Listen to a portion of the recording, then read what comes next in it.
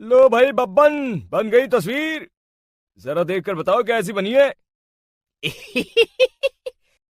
अरे भाई मोहन, मेरी सलाह मानो तो तुम रहने ही दो। एक पेंटर बनना तुम्हारे बस की बात नहीं है। हाँ, तुमने सही कहा। मुझे भी कुछ ऐसा लगता है। खैर, आज शाम की गाड़ी से मैं शहर वापस जा रहा हूँ। कुछ जरूरी काम आ गया है। शहर से वापस आने के बाद तुमसे मिलता हूँ। मोहन अपने घर के दरवाजे पर ताला लगा देता है और वहां से चला जाता है। फिर उसी रात अचानक तेज हवाएं चलने लगती हैं। चारों तरफ डरावना माहौल बन जाता है।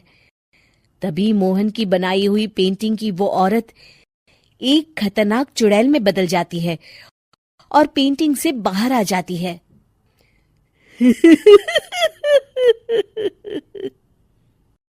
चुड़ैल घर के बाहर चली जाती है। वहीं दूसरी तरफ दो चोर लाला सुखीराम के घर से चोरी करके भाग रहे होते हैं। दोनों भागते भागते गांव के चौराहे के पास पहुंच जाते हैं। तभी अचानक वो चुड़ैल उन दोनों के सामने आ जाती है।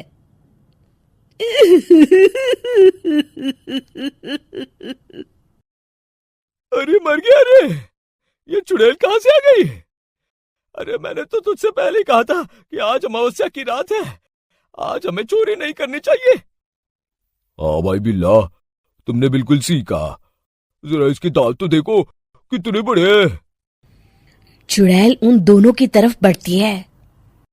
अरे चुड़ैल दीदी, तुम चाहो तो ये सारे पैसे और जेवर ले लो, लेकिन हम दोनों को कुछ मत करना।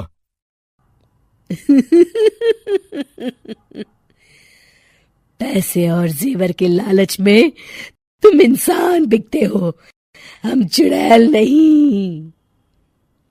तभी चुड़ैल उन दोनों चोरों को पुतले बना देती है।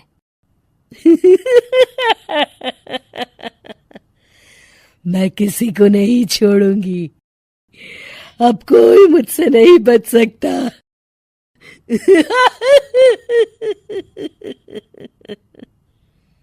चुड़ैल अपने अगले शिकार की खोज में वहां से चली जाती है। गांव की दूसरी ओर जाने पर चुड़ैल को हरिया, बिरजू और बब्बन दिखाई देते हैं। आज संडे है। आज कपिल शर्मा शो देखने का दिन है।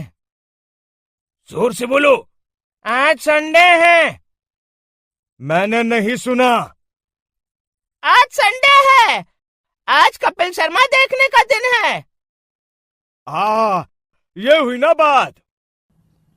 अरे ये कपिल शर्मा कौन है जो ये लोग उसे देखने के लिए इतने उतावले हुए जा रहे हैं?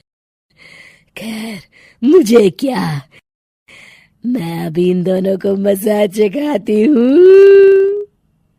चुड़ैल तेजी से उड़कर उन तीनों के सामने आकर खड़ी हो जाती है।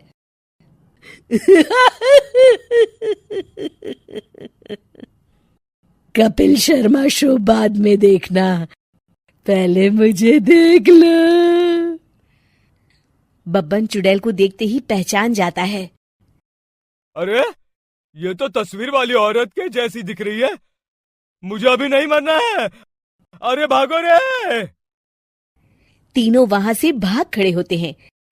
बब्बन तो किसी तरह अपनी जान बचाकर वहां से भाग जाता है, लेकिन हरिया और बिरजू को चुड़ैल पकड़ लेती है और उन्हें पुतला बना देती है।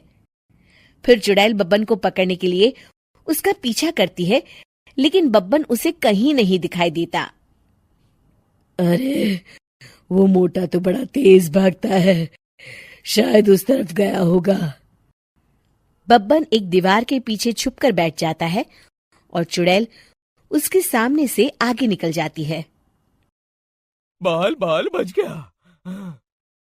अगली सुबह बब्बन सभी गांव वालों को सारी बात बता देता है।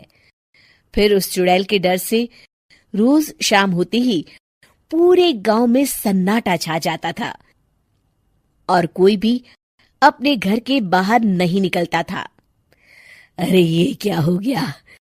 इतनी देर से घूम रही हूं, अभी तक एक भी आदमी नहीं मिला। अरे कहां मर गए सबके सब? चुड़ैल वहां से चली जाती है, इस तरह कुछ दिन बीत जाते हैं। फिर एक दिन मोहन गांव वापस आता है। बब्बन उसे बताता है कि उसकी बनाई तस्वीर से एक चुड़ैल बाहर आ गई है। मोहन समझ जाता है कि ये कोई आम कागज नहीं है।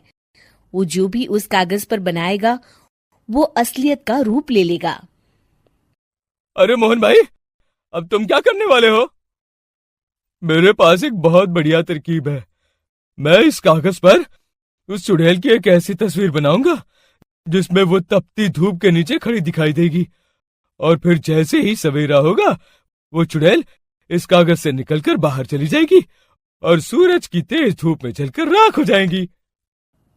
मोहन बिल्कुल वैसे ही तस्वीर बना देता है और जैसे ही सवेरा होता है वो चुड़ैल कागज से निकलकर बाहर धूप में चली जाती है और सूरज की गर्मी बर्दाश्त नहीं कर पाती और जलकर राख हो जाती है।